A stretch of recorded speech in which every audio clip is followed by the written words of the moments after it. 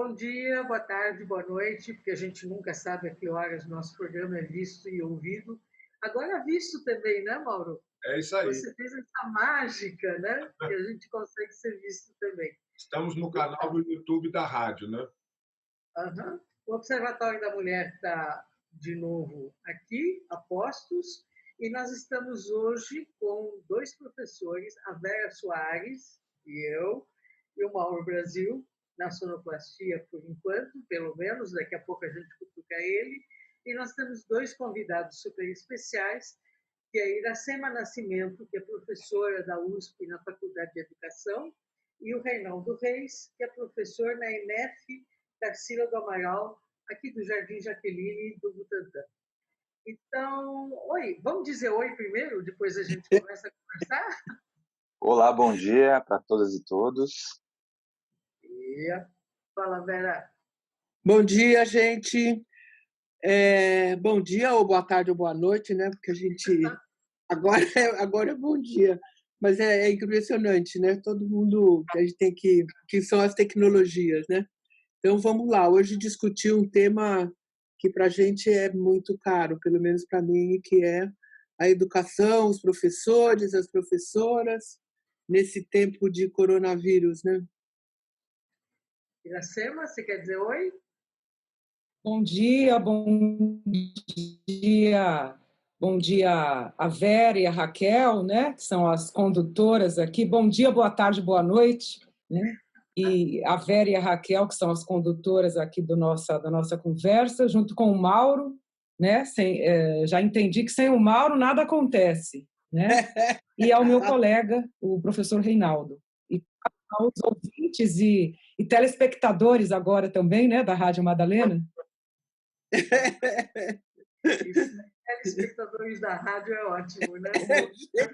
E o youtuber-espectadores, não sei como denomina isso, mas... Quem é que sabe como é que é termo? Mauro, você sabe? Olha, rádio são os ouvintes. No YouTube youtubers, sei lá. São seguidores, né? Acho que a gente agora fala nas redes sociais, a gente fala em seguidores, né? Os espectadores, né? Sei lá. Precisamos criar esse termo. Particularmente no feminino, porque, afinal de contas, nós estamos no programa que chama Observatório da Mulher, né? Os homens Isso também mesmo. assistem, também participam, também são fundamentais, mas a gente tem tentado também abordar um pouco a questão de gênero em qualquer programa que a gente discuta, né? Reinaldo, eu sei que eu tentei convidar você durante um monte de tempo e você estava muito ocupado, né? O que está acontecendo com os professores? A gente está... O que está acontecendo é que a gente está assim, sendo super explorado, né? Numa dinâmica aí que não houve nenhuma discussão com a categoria para essa implantação desse... A gente não consegue nem denominar, né? Uns falam que é educação EAD, educação à distância, esse teletrabalho, né, que foi imposto para nós, sem nenhuma discussão, de cima para baixo, de forma autoritária, né?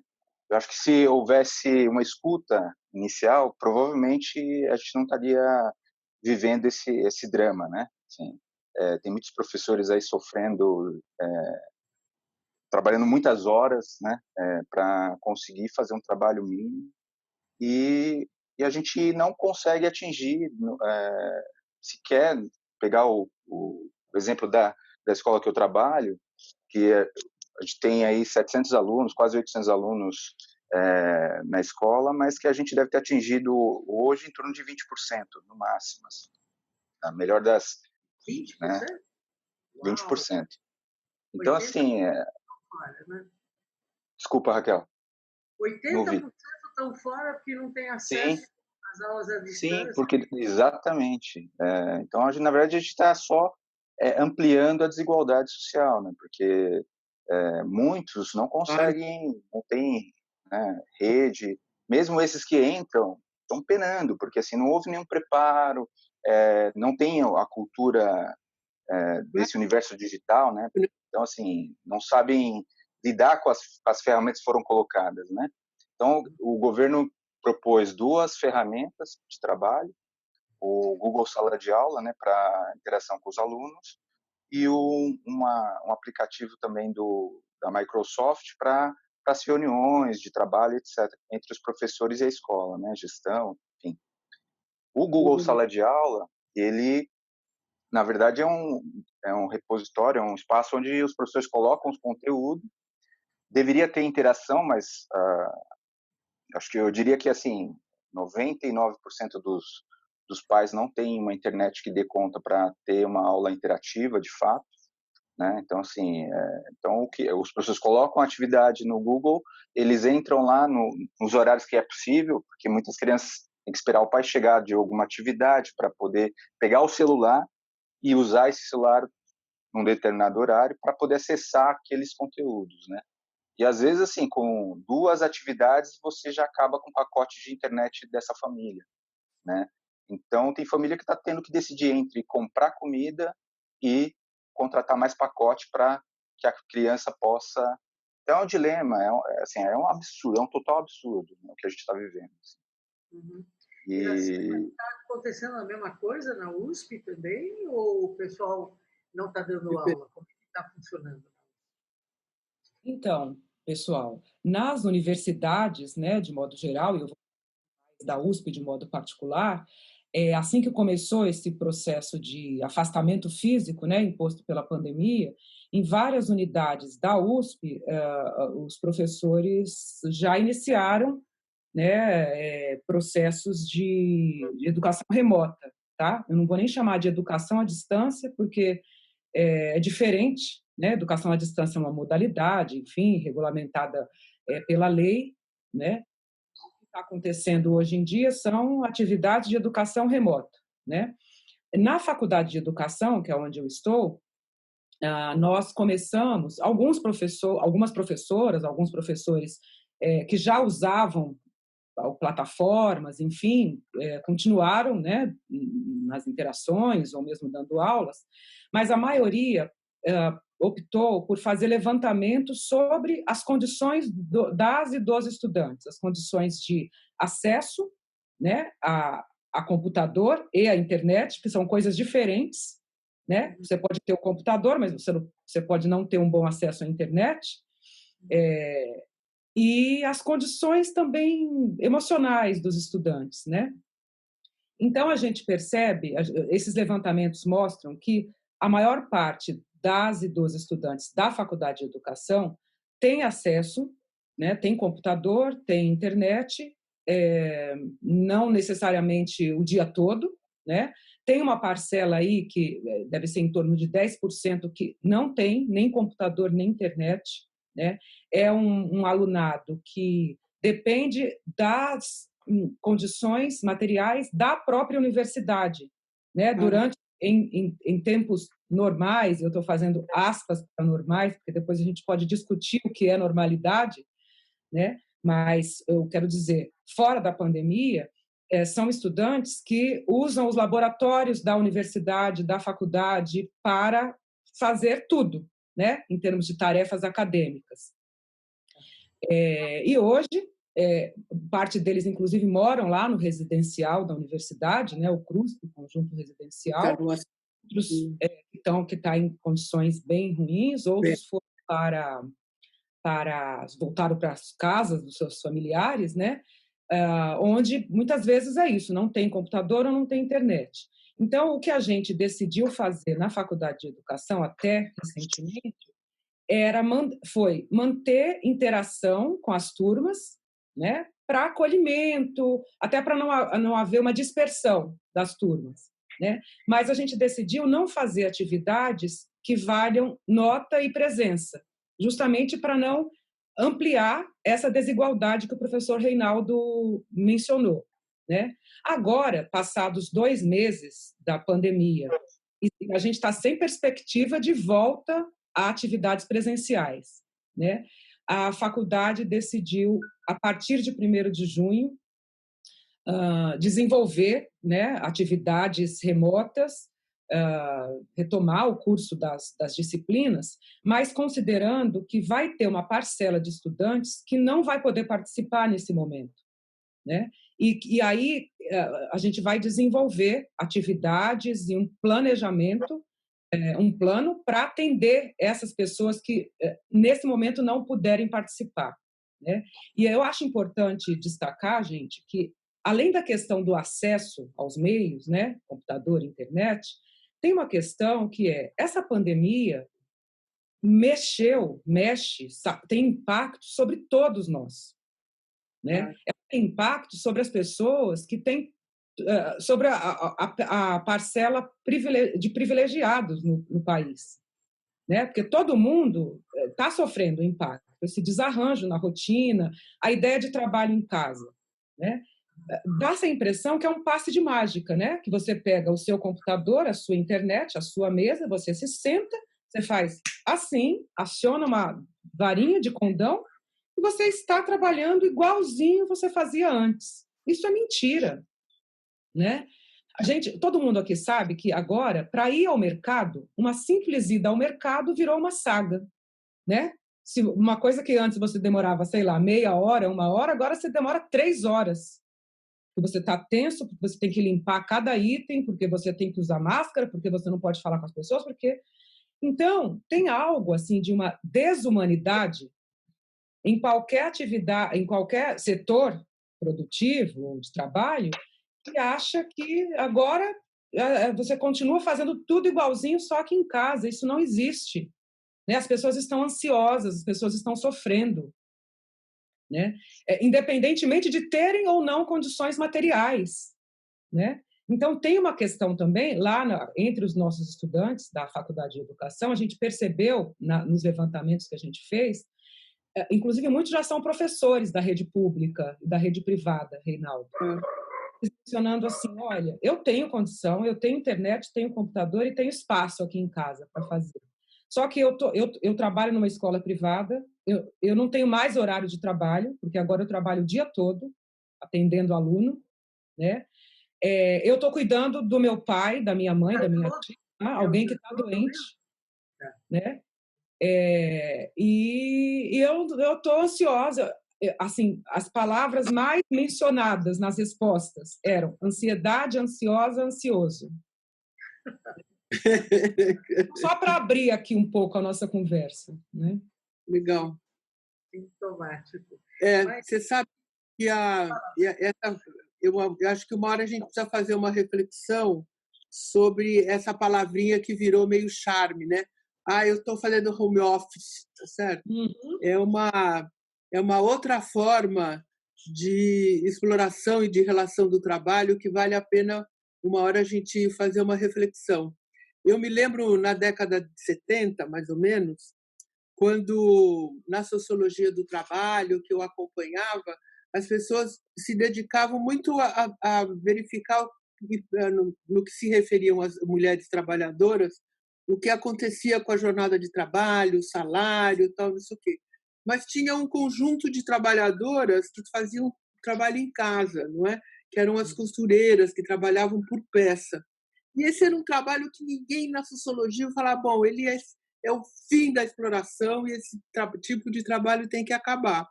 É o que nós estamos vivendo hoje, né? Hoje nós temos aí muita gente fazendo esse trabalho de escritório em casa, né? E aí tem um monte de coisa para a gente conversar, porque não tem mais jornada de trabalho, né? Então, se a gente pensar o que é a exploração do trabalho, o que vale, quais são as lutas dos trabalhadores, que conquistas tivemos, está muito relacionado com a jornada de trabalho, né? Agora, no home office não tem, você está em casa, você está cuidando da criança, você está no computador, não tem mais horário, né? Mas isso é um papo. Quando eu ouço essa palavra, eu fico muito. Me remete às discussões muito lá para trás, mas me faz que a gente tem que conversar bastante sobre esse tipo, que agora é extensivo, né? Porque tinha muita gente já trabalhando em casa. Né? Uhum. E parece que isso veio para ficar, né? Vai ser a normalidade posterior, mas fica para uma outra conversa. Vamos voltar para a educação, que é o nosso... É a mesma conversa, Vera. Eu queria saber se a qualquer hora do dia, da noite, ou se tem horário específico. Eu sei que para preparar a aula à distância tem levado mais tempo. Para participar de reunião tem levado mais tempo. Os alunos telefonam ou entram em contato qualquer hora para fazer alguma pergunta, ou vocês têm um horário específico que pelo menos limita isso. E a segunda coisa que eu queria discutir, enfim, parece que os pais estão pressionando, porque estão trabalhando menos, eventualmente, ganhando menos dinheiro, etc. e tal, estão pressionando para reduzir o que eles pagam para a escola. E as escolas que bancam os professores estão repassando essa pressão em cima dos professores. Está acontecendo isso com vocês também? Quem começa? Reinaldo? Iracema? Não, é diferente, né? Então, na verdade, eu quero pegar esse gancho da Vera, porque eu achei interessante. Minha mãe foi costureira durante um período, trabalhou em casa, então eu fui aquela criança que ficava ali perto da máquina de costura. Então, e hoje eu me vejo em casa trabalhando, eu tenho 3 filhos, e nessa dinâmica de trabalhar nesse esse espaço de home office, né, que nas fotos, nas imagens de propaganda é tudo lindo e maravilhoso, bem iluminado, computador de última geração, mas a vida real é outra coisa, né? E aí você tem a pandemia para, digamos assim, deixar como bem colocou a Iracema, quer dizer, quando chega a compra, você tem toda uma engenharia para, né, fazer essa limpeza, e isso se dá nesse espaço de trabalho, né? Dividir os equipamentos com os filhos que estudam também, estão recebendo educação também por esse formato, então você tem que combinar os horários, né? E respondendo para você, Raquel, quer dizer, a escola, e eu acho que a gestão está tentando também, né, batendo cabeça, mas tentando, e às vezes eu sinto assim, que tentam pegar a dinâmica da aula como era e colocar dentro do formato virtual. Então a gente tem um horário que eles colocaram para nós, que a gente tem que estar ali dentro mas aquele horário não dá conta, e às vezes aquele horário não é o ideal, porque, como eu falei, eu tenho uma dinâmica aqui em casa com 3 crianças que eu tenho que dividir, e eles também têm os horários de aula. Então, às vezes bate 2, 3. Minha esposa também é da educação e também tem reunião, enfim. Então, você imagina 5 pessoas dentro de uma casa disputando internet, equipamento e lidando com os horários. Quer dizer, então, essa coisa que a Iracema tão bem colocou, da ansiedade, a gente tenta, né, se preocupa com isso, porque realmente é insano, digamos assim, não tem condições, é um total absurdo, assim, pensar que isso é né, uma condição mínima de trabalho, não dá, né? Quer dizer, então eu acho que, assim, está esse exemplo, né? Assim, É importante, né, essa questão. E eu fico até contente que tem aqui um professor, né? Um professor, quero dizer, um homem, né? Uma pessoa do sexo masculino aqui, representando a educação básica, porque o censo da educação básica, né? Do INEP, Instituto Nacional de Estudos e Pesquisas Educacionais, mostra, né, que no Brasil nós temos aí cerca de 2 milhões de professoras e professores, né, na educação básica, e 80% desse professorado é de mulheres, né? Então, quando a gente pensa agora, né, na situação da pandemia, da educação remota, desse teletrabalho, né, que está sendo colocado aí como condição de atendimento, né, pela maioria das secretarias municipais e estaduais de educação, quem que esse teletrabalho mais atinge? Mulheres, uma parte enorme de mulheres. E, infelizmente, pelas relações históricas, aí, sociais, politicamente construídas, nós sabemos também que ainda as mulheres são mais responsáveis pelos serviços domésticos do que os homens, né? É uma situação que vem paulatinamente mudando ao longo da história, com muita luta, né? Mas ainda a carga de trabalho doméstico recai mais sobre as mulheres, né? E aí o que significa isso? Né? Você ter que fazer trabalho à distância com esse cenário que o Reinaldo descreveu, né? Várias pessoas na mesma casa, no mesmo espaço, compartilhando equipamentos, né? Então, significa uma ansiedade, né? Trabalho mesmo extra, e junto com ele toda uma ansiedade e tudo mais. E sobre o horário, né? Embora as portarias, aí, as instruções normativas das secretarias definam horários, e, inclusive erroneamente, porque se parte desse pressuposto mágico de que você vai continuar trabalhando em casa nos mesmos horários que você trabalhava antes, isso não é real, não corresponde à realidade, né? Então, eu, por exemplo, dava aula segunda à noite e quinta à tarde. Eu poderia pressupor que, olha, basta os alunos reservarem a segunda à noite para clicar no link ali e acessar a teleaula, né? E aí eles falam, não, eu não tenho mais esse horário da segunda à noite, porque agora, como eu não tenho experiência com preparar coisas de educação à distância, eu uso todo o tempo que eu tenho para preparar as aulas, enfim, né? Então, aí, no que diz respeito às redes de educação básica, então, os horários funcionam por conta disso, porque não existe essa mágica, esse passe de mágica, né, entre o serviço presencial e o serviço à distância.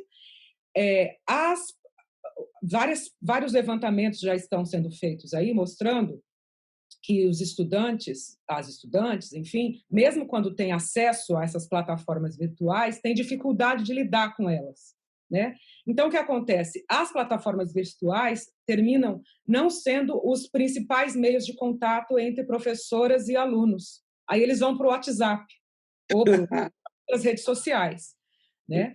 E aí, gente, é aquela coisa, não tem horário no WhatsApp, né? O horário, claro, depende de você estabelecer. Você botar lá no silencioso ou simplesmente desligar, falar, não vou olhar, né? Porque cada um manda no horário que pode, né? Eu mesma vivo mandando mensagem para as pessoas perto da meia-noite. Eu sempre começo, olha, 1000 perdões por estar mandando uma mensagem agora, né? Você não esteja ouvindo, tá lá, mas agora eu me lembrei, agora é o horário que eu posso, então eu vou mandar e amanhã você, quando você puder, você responde. Mas, gente, é claro que as pessoas, nesse nível de ansiedade, né, terminam escutando aquilo. Tem uma questão de solidariedade da parte das professoras e professores, porque muito dos alunos e das famílias procuram, não por conta da realização das atividades escolares, mas por acolhimento, né? Eu falo muito do lugar de quem assessora escolas nas periferias, né? Então, inclusive, tem um grupo que eu assessoro, que é o grupo Territorialidades, que é um grupo de professoras, professores e escolas da região do Campo Limpo, de São Paulo, aqui, né, na Zona Sul de São Paulo, a gente tem conversado bastante, atuado, produzido coisas. Esse grupo relata, né, que muitas famílias procuram para aprender a buscar o tal do auxílio, o auxílio do governo, né? Porque querem saber do cartão alimentação que a prefeitura, né, prometeu, e uma boa parte das pessoas que precisam não está recebendo. Então e aí o que um professor, uma professora recebe uma mensagem dessa, ele vai conseguir ignorar, sabendo das condições precárias de vida, né, que as pessoas na periferia vivem? Então, tem realmente horário deixa de existir. Né? Tá corretíssima, Iracema. Eu queria até dizer que, também, de novo, né, citar como exemplo o Tarsila, lá a gente percebeu também que, assim, o cartão não deu conta, muitas famílias que precisavam, que a gente sabe, acompanha, não... E a preocupação nossa maior é essa, né, quer dizer, muitas crianças vão para a escola também para se alimentar, né? Na escola tem uma alimentação melhor, ou às vezes só ela consegue se alimentar. Então, os professores, essa foi a nossa preocupação do grupo. A gente montou, coisou lá algumas cestas básicas, porque o cartão não deu, e o cartão também chegou até para aquelas que estavam na lista.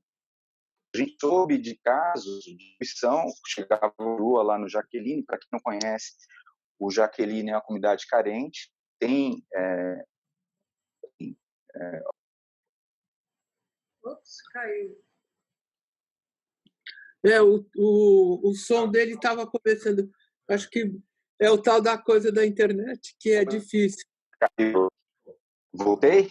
Voltou. Tá, então eu estava dizendo. Repete um Talvez, pouco, né? talvez tirar a imagem, né? Porque está um pouquinho, o som está ficando um pouquinho. Mas vamos lá, Então, desculpa.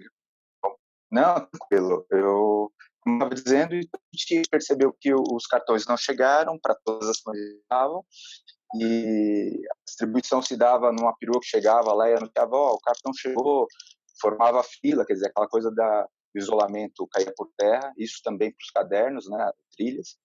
E é isso, quer dizer, né, a gente percebe que então a gente teve que se organizar com essa solidariedade aí para atender essas famílias e tem mais famílias, a gente continua vendo, né, com essa história da pandemia, a gente tem percebido também que muitas famílias têm chefes de família têm perdido o trabalho, né? Então, essa é uma grande preocupação, né? Como é que essas famílias estão desassistidas? Quer dizer, nesse momento, menos o conteúdo, né, a continuidade do ano letivo nessas condições, era um atendimento mais urgente para essas necessidades básicas, né? Quer dizer, garantir que essas famílias tenham o mínimo, né? Que é a alimentação. E que as crianças... Então, eu queria só ilustrar, porque eu acho que a Iracema está muito bem informada, está acompanhando bem a realidade, né? E eu queria ilustrar com esse exemplo concreto, né? Então, e muitas crianças comiam mesmo na escola, e a escola também é um jeito de ensinar a comer coisa mais diversa, mais saudável. Era, né? Hoje deveria pegar faz algum tempinho que essa é uma discussão aqui, né, da nossa, o que é a merenda, né? Que ficou vários problemas. A gente teve, no ano passado, muita denúncia de como é que era a merenda, né? E escolas conveniadas acabam recebendo dinheiro, acabaram, né, durante um tempo, recebendo dinheiro para comprar, eventualmente compram o que as crianças consomem mais, o que tem mais por perto, e acabou se perdendo um pouco isso. Mas esse é um outro papo que eu queria incluir agora em nossa conversa, que em 2009... Reinaldo saiu. O Reinaldo saiu. Voltou.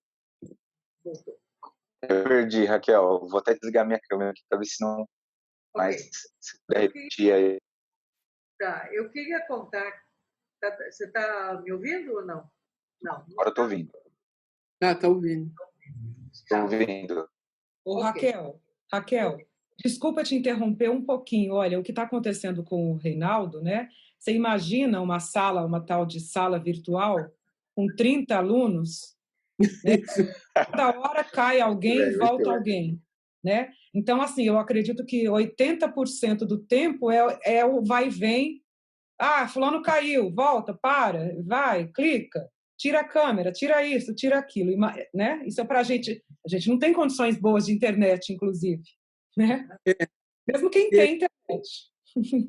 Esse é mais um assunto que vai ficando, que a gente vai acoplando na discussão do vírus. E o que a gente paga, né? É uma das internets mais caras e é uma bela porcaria, tá certo? Não corresponde àquilo que a gente paga, né? Porcaria. Sem dúvida. Desculpa interromper. Que é o seguinte... Mas imagina o que é numa sala com uma porção de... Bom, e depois eles estavam... Deixa só, já que eu interrompi, depois a gente volta. Eles estavam comentando de que, como o Reinaldo falou, que tem a esposa, os filhos, tal. Eu vi o relato de uma professora que é isso, ela tem 4 filhos e tem um celular que tem internet, né? Como é que faz? Além dela ser professora também, né? Isso aí. Bom, gente, em 2009, alguns dias antes da aplicação do Enem, um homem entrou em contato com a redação do Estado de São Paulo e propôs entregar a prova em troca de R$500 mil. Né? Depois de consultar o material, sem nunca ter pago por ele, o jornal procurou o Ministério da Educação, que, diante de inegáveis indícios de fraude, confirmou o vazamento do exame. E aí, o Enem daquele fim de semana foi cancelado e uma nova prova seria aplicada só 2 meses depois. Agora, no meio da pandemia, quando nós temos que a educação à distância atinge com essa dificuldade, com essa, enfim, com esses problemáticos todos que vocês levantaram, só 20% do ensino médio no Brasil, né, 80% tem dificuldades absolutamente adicionais, o ministro da Educação quer manter a data do Enem, né? E ele diz, a prova ficou mais difícil para todo mundo.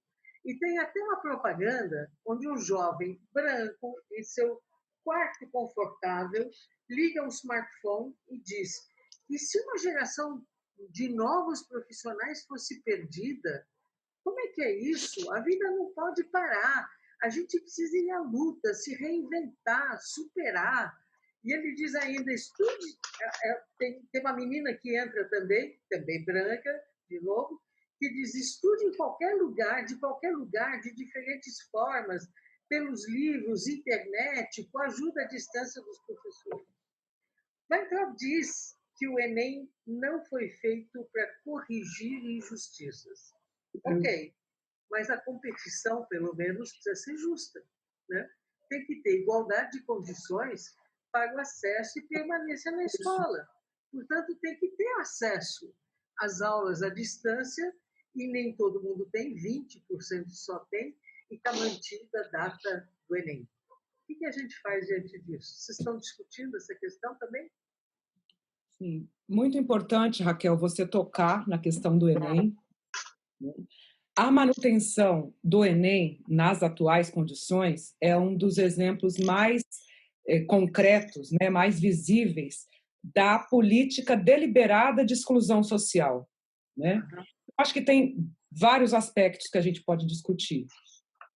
Bom, primeiro essa questão da normalidade, né, que eu mencionei antes. A gente ouve, principalmente assim nas mídias tradicionais, né, essa questão da normalidade, né? Quando vai voltar a normalidade? Quando vai voltar a normalidade? E aí, assim, o que é a normalidade, né? Eu quero citar, eu poderia citar muitos exemplos, mas vou citar um que é o seguinte: um levantamento do IBGE de 2018 mostrou que naquele ano a renda dos mais pobres aqui no Brasil caiu mais de 3%. E a dos mais ricos aumentou mais de 8%. Né? De toda a renda do país, 40% estão concentrados nas mãos de apenas 10% da população. Né? A gente tem atualmente, né, levantamento do Datafolha mostra que tem 12 milhões de desempregados no Brasil, 38 milhões de trabalhadores informais, 5 milhões de trabalhadores nos chamados serviços uberizados, né? E um levantamento do FGV mostra que agora, no primeiro trimestre, né? Aliás, nesse trimestre, no segundo trimestre, cerca de 5 milhões de pessoas devem entrar na fila do desemprego por conta da crise econômica aí, né, impactada aí pela pandemia. A gente tem uma crise sanitária muito anterior à crise sanitária do coronavírus. Né? 35 milhões de pessoas no Brasil não têm acesso à água tratada e 100 milhões de pessoas não têm coleta de esgoto. Né? Porque a gente está falando de uma pandemia que exige água o tempo inteiro para você lavar as mãos, né? Que é a melhor medida de prevenção, né? Contra a propagação do vírus. Então, eu teria assim, vários dados sobre desigualdades educacionais também. Mas eu quero mencionar só esses para dizer, então, que isso é o que se chama normalidade no Brasil. Né? Então, a normalidade é a normalidade da desigualdade, da exclusão. Né? E aí, tudo isso, a gente sabe, né, por razões históricas, né, vem se constituindo historicamente, inclusive pela forma de produção dos bens, produção e distribuição dos bens, né, das riquezas, no mundo todo e no Brasil também. A gente pode chamar isso de capitalismo, que é essa forma que impera atualmente. Mas aí também tem o lado das políticas públicas que deveriam, no mínimo, se não extinguir essas desigualdades, pelo menos minorar os efeitos delas, né? Aliás, é bom lembrar, senhor ministro, esse que disse que o Enem não foi reduzir desigualdades, né? Mas para selecionar os melhores, talvez ele não conheça o artigo 3º da Constituição do Brasil. O artigo 3º da Constituição fala dos objetivos da República do Brasil. E um dos objetivos é diminuir as desigualdades. Todo tipo de desigualdade, né? De renda, as desigualdades sociais, as desigualdades por origem de nascimento, né? Local de nascimento, de raça, enfim, todo tipo de desigualdade e preconceito. Então, para fazer isso, para que a República Federativa do Brasil consiga cumprir, né, esse objetivo, todos os serviços devem se voltar para isso. E educação é um dos principais, né? Então, quando se mantém o Enem nessa condição, isso assim é uma forma muito concreta de ver o que é política pública feita deliberadamente para excluir, né? E aí foi genial, Raquel, você ter mencionado essa situação do Enem de 2009, que mostra que não existe impeditivo logístico, técnico, de ordem nenhuma para adiar o exame, né? Aliás, coisa que está sendo feita em outros países que têm exames similares, né? Que tem esse tipo de prova como principal meio de acesso ao ensino superior. Muitos países estão suspendendo sem nenhuma data marcada, porque não é possível marcar essa data agora, né? Outros já adiaram e já marcaram datas, e assim, por que o Brasil não pode fazer isso? Né? Porque o Brasil, né, infelizmente, aí, desde 2016, vem atuando, né, o Estado brasileiro, com os governantes, os necrogovernantes de plantão, né, vem optando por políticas de exclusão, deliberadamente. Isso é muito grave, né? E aí, daqui a pouco, eu quero trazer um pouco de dados do Enem, né, de inscrição e desempenho no Enem. A gente vai ver, cada vez se aprofunda, né, a gravidade da situação. Reinaldo, você quer falar a respeito? Na verdade, acho que concordar queira ser, porque sobre isso, na verdade, nós do Tarsila, a gente trabalha até o 9º ano, então, na verdade, a gente ainda não pega o ensino médio, os alunos que vão dar sequência a fazer o Enem, mas os professores estão estupefatos, né, porque é isso, na verdade, talvez o paralelo que eu faria é que essa mesma lógica que a Iracema colocou no governo federal, de certa forma, se coloca quando o prefeito Covas decide implementar um tipo de aula, né, remota, sem discutir com os professores, que conhecem a realidade, que poderia pensar, enfim, sugerir estratégias, né, não para continuar no letivo, porque é isso, quer dizer, a gente está lidando com não existe normalidade nesse momento, né? Há quem diga, e há discussão de que, assim, talvez a questão do ano letivo tem que ser, precisa encerrar esse ano e pensar o ano que vem, quer dizer, esse ano está dado perdido já para muito, né? A gente vê que isso que está sendo feito é paliativo, né? O nosso grupo, a gente tem trabalhado com essa questão da contato com a comunidade, mas para isso, para saber como é que estão, para tentar ajudar naquilo que é possível, né? Mas com todas as limitações que a gente já viu, né? Quer dizer, já atinge um percentual muito pequeno, né? Você queria completar? Pegou os dados? Eu peguei os dados, aí falando sobre o Enem, daqui a pouco a gente volta nisso que o Reinaldo está destacando, né? Que é sobre o pacote que a Prefeitura de São Paulo aí, vamos dizer assim, despejou sobre a rede, né? Acho que é importante tratar disso, que o Reinaldo está falando, mas sobre o Enem, eu queria destacar o seguinte, né? Bom, a gente já tem desigualdades educacionais gravíssimas no Brasil, né?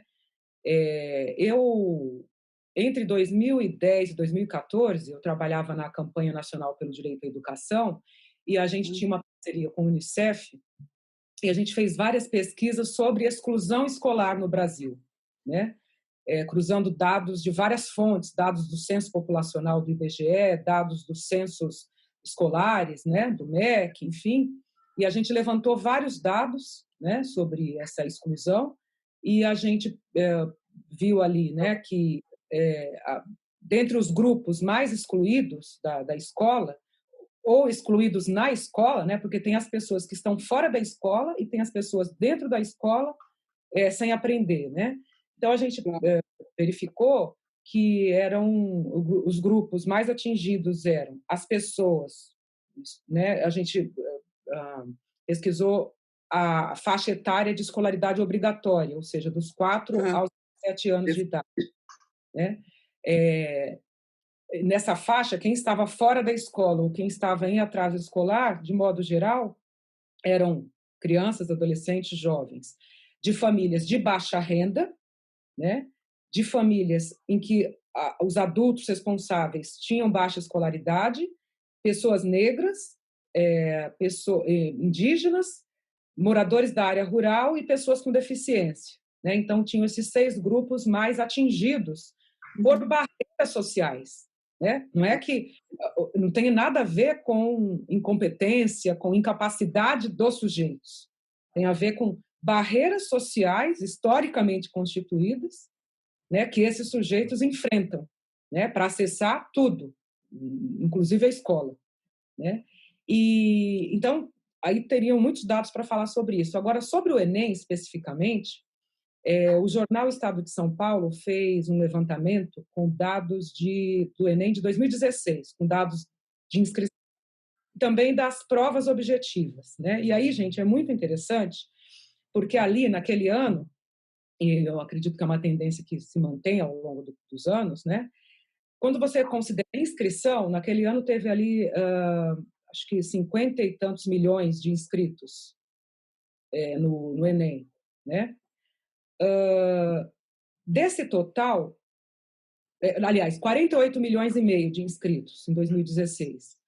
Desse total, 34,6% era de mulheres negras, jovens, né, adolescentes, jovens, mulheres negras. 34,6% do total de inscritos no Enem, tá?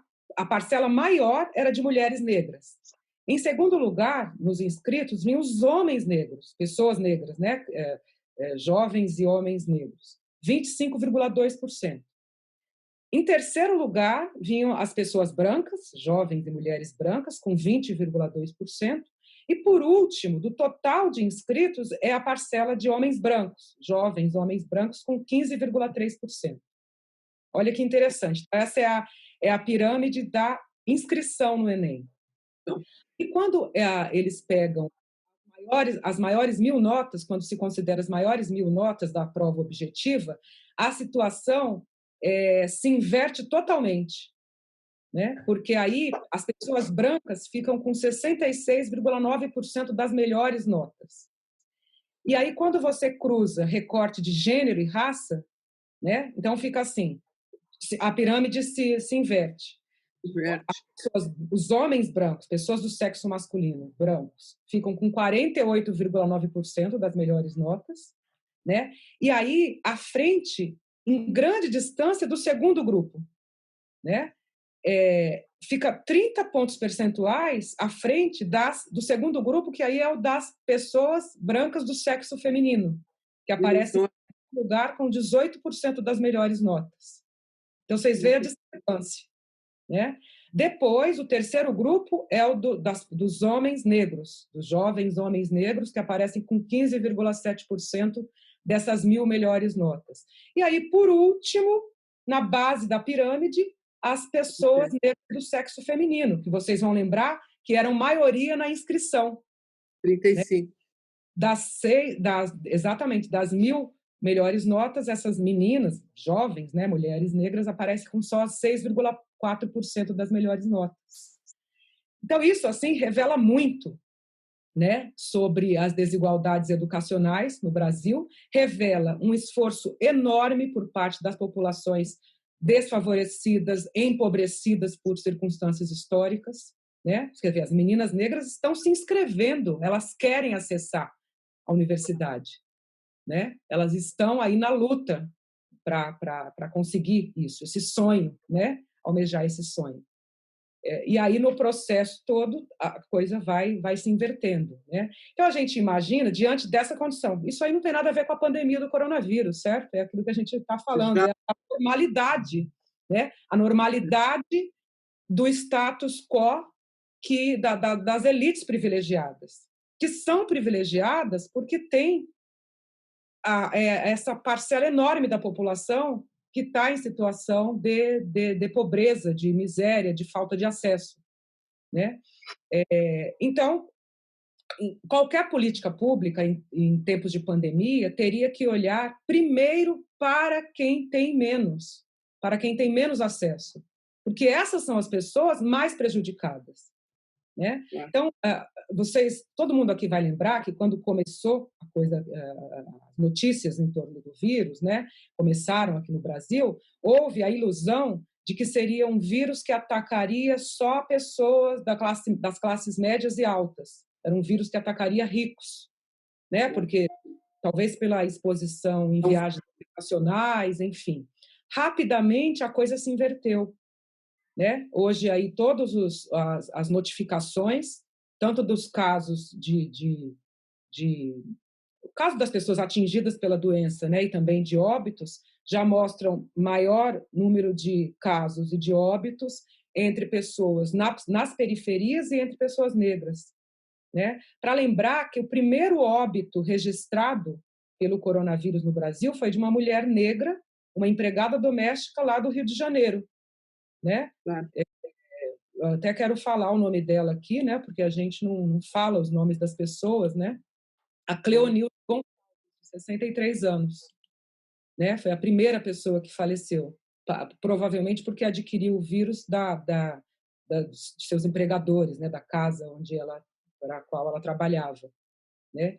Bom, então é isso. Esses números do Enem mostram o quê? Que, mantido o Enem, a gente vai ter certamente menos inscrição entre as pessoas mais pobres, né? Porque essas pessoas estão preocupadas agora em sobreviver minimamente, né? Então vai ter menos inscrição, né? Que as pessoas não estão conseguindo se preocupar com isso, e as que conseguirem se inscrever possivelmente vão ser prejudicadas no desempenho, na prova, né, propriamente, porque não estão tendo acesso aos conteúdos necessários, né? Então, esse vai ser o resultado da manutenção criminosa do Enem nessas condições. Então, claro. Nós temos mais 5 minutos para encerrar o programa, que é sempre curto demais. Certo. Mas eu queria devolver a palavra para o Reinaldo e também aproveitar para que você comente, enfim, ou a Iracema também.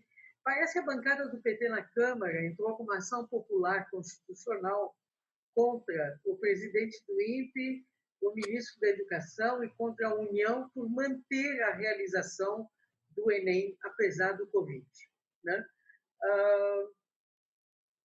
Como é que se completa, enfim, o que você estava começando a conversar, começando a trazer, Reinaldo, e comenta um pouco esse pedaço também. Eu não sei se o PSOL também entrou com alguma outra coisa ou não, mas é o que me caiu na mão aqui. Bom, na verdade, a gente também está lidando com uma situação muito sui generis, que é assim, o nosso sindicato, nesse momento, ele está chamando para a eleição. No momento que a gente acha que o sindicato está todo voltado para atender essas necessidades, lidar com esse dilema que os professores estão vivendo, essa superexploração de trabalho. Mas eu acho que é isso, Raquel. Eu acho que a gente tem que continuar se organizando para enfrentar esses absurdos, né? Essa elite que no poder faz esses escalabros, né? Assim, vão impondo, vão desmontando o pouco que a gente teve de respiro nesse país, né? Então, eu sou uma pessoa que acredito que a gente tem que se esperançar sempre. Então, é organizar a base, organizar as pessoas, conversar, porque não tem outro jeito, né? Eu acho que é isso, né? Então, acho que as bancadas estão corretas, eu acho que tem que usar tudo que é... Acho que todas as alternativas possíveis para barrar, para impedir, para, né, enfrentar esse descalabro que a gente está vivendo no país e nos estados e nos municípios também, né? Dirigidos por essa elite que é míope, né? Que sempre coloca os seus interesses em primeiro lugar. Acho que é isso. Mauro, quanto tempo mais nós temos ainda? 4 minutinhos. 4 minutos. Conta. Então, vamos lá. Deixa eu, antes de a gente passar para Iracema, para pensar, apareceram aqui nas nossas conversas tanto temas, e principalmente essa discussão do Enem, das desigualdades, e nós começamos o programa falando desse trabalho no escritório em casa, né? E essa tal de educação à distância, né? Que não é educação à distância, mas, enfim. Eu acho que também o que nós precisamos fazer uma boa reflexão, eu acho que isso está andando mais uma vez na privatização da escola. Quem está fazendo esses programas? Eu não vi nenhuma discussão. Eu acho que seria um momento tão importante, né, de fazer com que as crianças, os jovens, entendessem a realidade que nós estamos vivendo. Não seria uma aula bacana se a gente pudesse, na aula de matemática, de história, de geografia, tem tanta coisa que está se falando para as pessoas entenderem o mundo que está acontecendo, mas, obviamente, não é de interesse dessas empresas, né, que hoje, de certa forma, dominam, não é? E cada vez mais dominam a nossa formação, né? Então, eu vejo também com muito... E percebi, Reinaldo, eu não sei se você acompanhou, quando a mudança que teve no Conselho Municipal de Educação, né? Onde exatamente as pessoas que estão entrando são aquelas que representam muito mais os interesses privados da educação. Então, nós estamos num momento bastante complicado, né? O que será essa volta, né? Eu também sou esperançosa como você, Reinaldo, mas eu também fico pensando que tem algumas coisas que essa realidade que já estava presente antes vai se acirrar um pouco mais no retorno, né? E eu entendo que essa história das plataformas, é um absurdo ter feito um convênio com o Google, certo? Por que não é uma plataforma livre, coisa desse tipo? Então, aparece em cada detalhe do que a gente vivencia a crise, aparece a realidade aquela normalidade que a gente vivia antes, né? Desculpe aí o desabafo, mas é que se tem uma coisa que me pega é sobre essa coisa da privatização da escola pública, né? Vera, eu tenho um acordo com você. Eu só vou fazer uma propaganda aqui. Na verdade, eu não tenho propriedade para discutir isso com mais profundidade. Eu estou estudando um pouco sobre, mas eu recebi aqui estou com um artigo, estou lendo um artigo que chama "E os abutres do setor educacional, a superexploração da força de trabalho escancarada". E nesse documento, nesse artigo, as autoras, uma é a Júnia de Matos Zaidan e a outra é a Ana Carolina Galvão. Elas tratam, inclusive, de um documento da OCDE que já incide sobre os governos dos países subdesenvolvidos com essa intenção de influir mesmo, né? E elas conseguem fazer esse gancho com a privatização das escolas, e eu acho que é isso que você falou. Eu também vejo assim, viram a pandemia como uma oportunidade para acelerar algo que eles já vinham querendo fazer. Então, eu acho que essa história de trazer esses aplicativos aí, enfim, dessa forma, colocar dessa forma, né, nesse afogadilho aí, eu acho que é isso, talvez um tubo. Nós estamos sendo um projeto piloto, né? Estou fazendo um estudo de caso, né, para ver como é que eles podem explorar e privatizar a educação. básica, né? Eu acho que é isso. Eu acho que é isso que está em jogo de fundo. Mas confesso para você que eu não tenho condições nesse momento de discutir sobre isso, assim, mais profundidade. Mas é algo que me preocupa muito e eu acho que a gente precisa, assim, se debruçar sobre isso, né? Precisa debater muito essas questões. Né? Gente, eu sei que o nosso tempo já estourou, né? Mas eu acho importante a sintonia que a gente está aqui. Enquanto a Vera estava chamando atenção para isso, né, para os interesses privados sobre a educação pública, eu, Reinaldo, estava pensando assim, são os abutres da qualidade. Aí você mencionou esse artigo, né, que traz abutre no título. Então, eu falei, tem sintonia aqui, né? As 5 pessoas aqui participando da gravação desse programa. O interesse de grupos privados sobre a educação sempre foi muito grande, né? Porque se a gente vai olhar, no Brasil, a educação básica tem cerca de 48 milhões de alunos. Então, imagina, é um mercado imenso, né? Mesmo considerando quem está excluído, né? Ou melhor, quem está excluído, né? Quem está na escola imagina um mercado para esses grupos, né? Então, inclusive, a desqualificação da escola pública, das professoras e professores da escola pública, faz parte de uma estratégia, né? de interesses econômicos que querem se apresentar como a solução sempre, né? E agora, com a pandemia, viram oportunidade para isso. Novamente, lá no Congresso Nacional, passaram a tramitar projetos de regulamentação de educação domiciliar, por exemplo, né?